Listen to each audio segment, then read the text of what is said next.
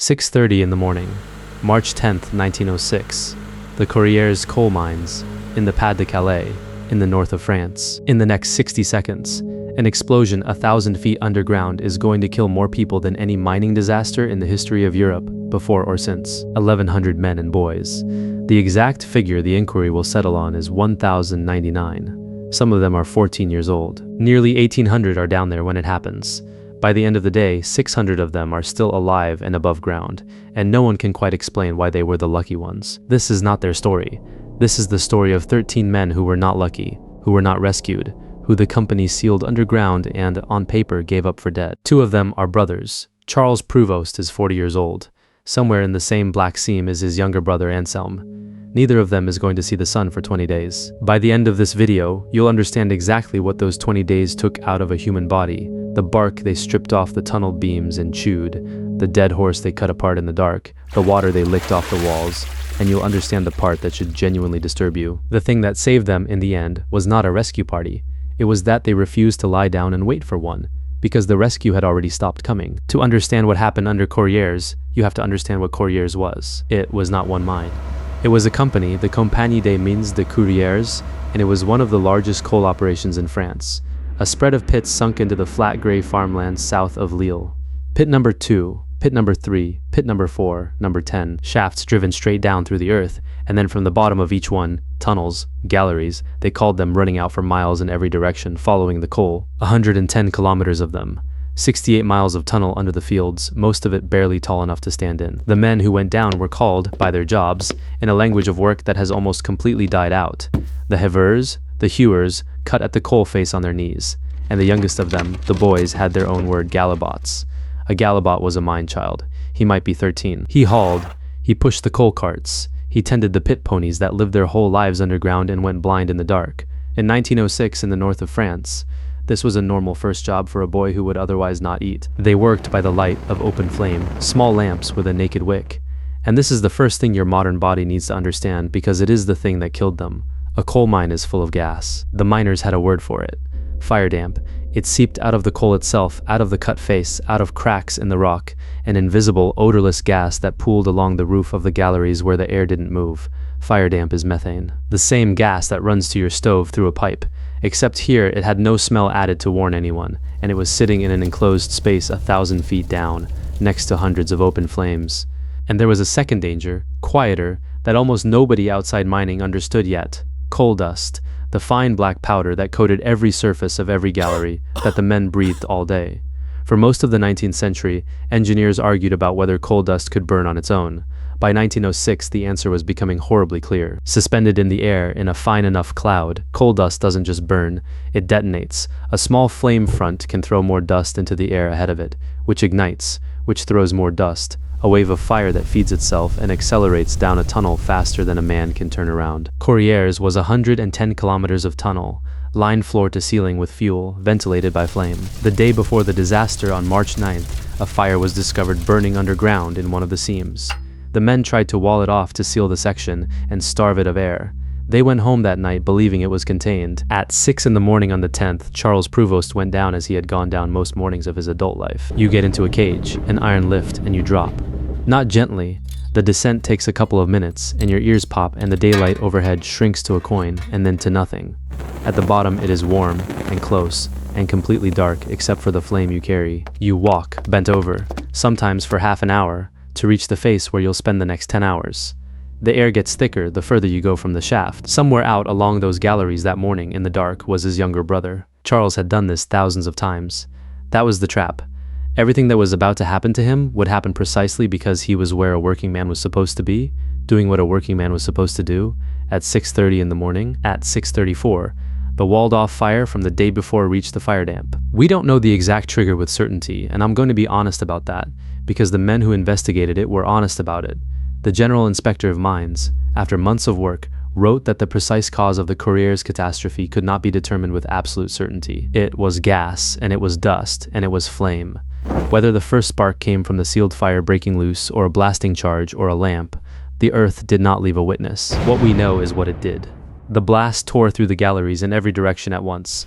The coal dust wave did exactly what coal dust does. It fed itself, gallery to gallery, a front of fire and pressure rolling through 60 miles of tunnel. It blew the cages out of the shafts. It threw a headframe on the surface into the air. In the villages overhead, Mirecourt, Salominas, Billy Montigny, the ground moved, and women started running toward the pits before anyone had said a word, because they already knew. Underground, most of the 1,099 never knew anything at all. For them it was instant. For the men just outside the blast radius, it was not instant. And that is the part that matters for our two brothers, because surviving the explosion was not the same as surviving. Here is the detail that should stop you. When an explosion like that burns through a mine, it consumes the oxygen. What it leaves behind filling the tunnels is a mixture the miners called afterdamp. Afterdamp is mostly carbon monoxide and carbon dioxide, the exhaust of the fire. Carbon monoxide binds to your blood hundreds of times more tightly than oxygen does. You do not smell it. You do not choke or struggle. You get a headache, and then you get clumsy, and then you get sleepy, and then you sit down, and then you don't get up. Modern medicine calls it carbon monoxide poisoning.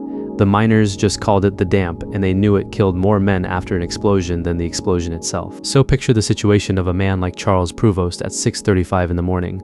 The blast has passed. He is alive, and the air itself is now turning into poison, rolling toward him through the dark, silent and invisible. The survivors did the only thing that worked. They moved. They got off the floor where the heavy gas pooled. They got away from the collapsed sections, and they went looking, by feel, in absolute darkness, for air that didn't kill them and for a way toward a shaft. Charles found his brother, 13 of them. In the end, found each other, drawn together in the dark by the sound of other living men. Their oldest, and the one most accounts name as the man who held them together, was a hewer named Henri Nenny. He was the eldest of the group. And then above their heads, the rescue that was supposed to reach them stopped. This is the part of the Courrières story that turned a disaster into a national fury, and I want to be careful and fair about it, because the truth here is genuinely contested. On the surface, in the days after the blast, the company faced a decision. The mine was still on fire underground. Every shaft they opened fed the fire more air. There was a real engineering argument, pushing rescue teams into burning. Gas-filled galleries could trigger a second explosion and kill the rescuers too. So the company slowed the search. And then, to fight the fire, they began sealing shafts, closing off sections of the mine to smother the flames. The accusation that spread through the coalfield, and then through France, was uglier than engineering.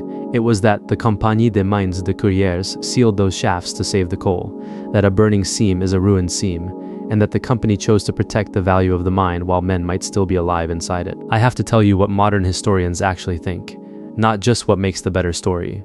More recent studies tend to consider the deliberate sabotage version exaggerated. The sealing decisions can largely be explained by the fire and the fear of a second blast. But here is what is not contested. The company believed the galleries were a tomb. Official rescue was scaled back. By April 1st, out of more than 1,000 dead, only 194 bodies had even been recovered.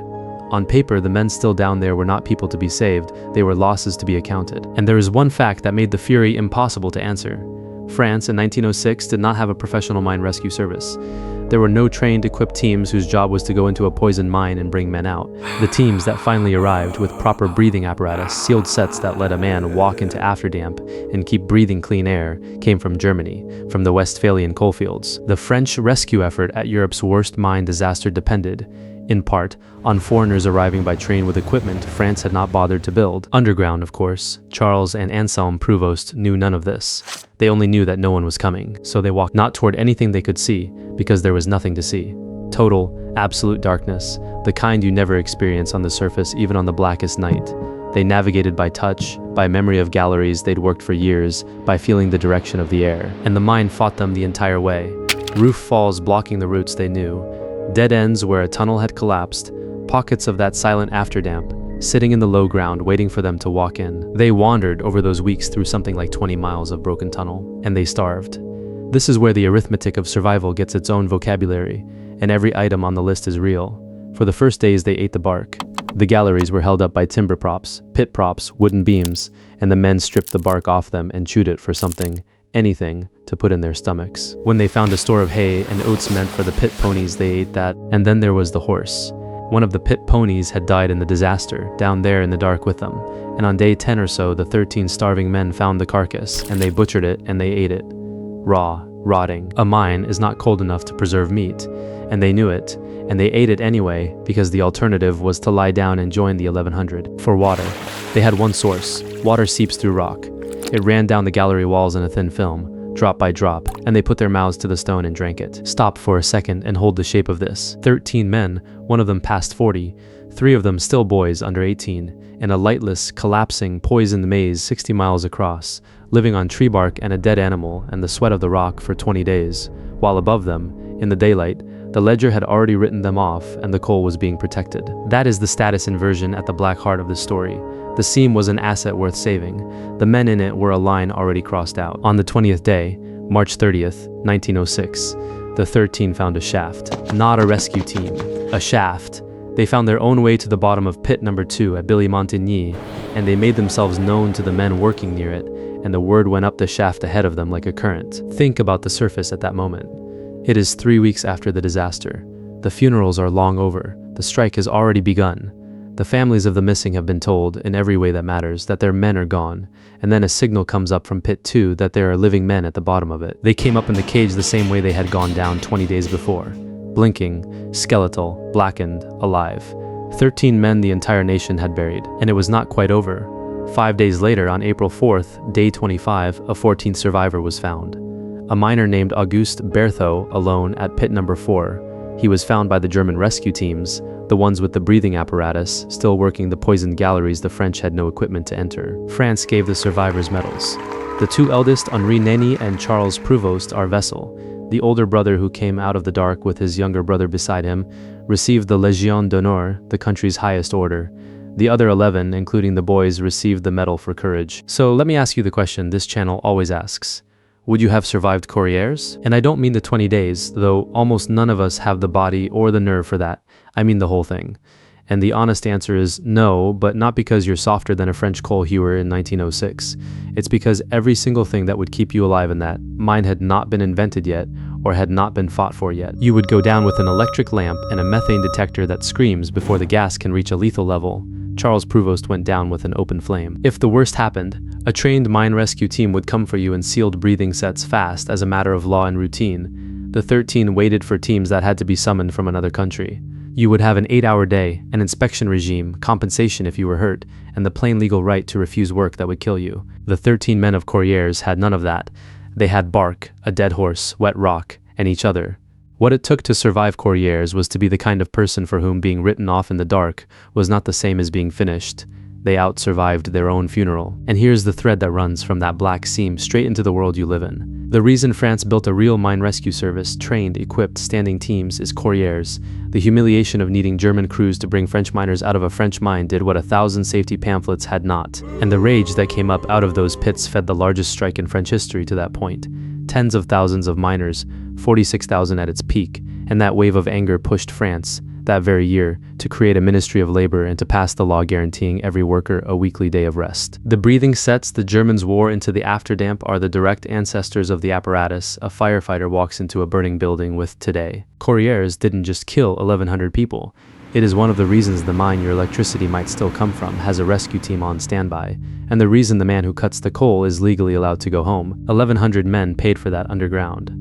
13 of them walked back out of the dark to make sure somebody remembered they'd been alive down there the whole time. If those 20 days changed the way you picture what a coal mine actually costs, if you'll think about Charles Pruvost and his brother the next time you hear the word disaster used for something that isn't one, then subscribe.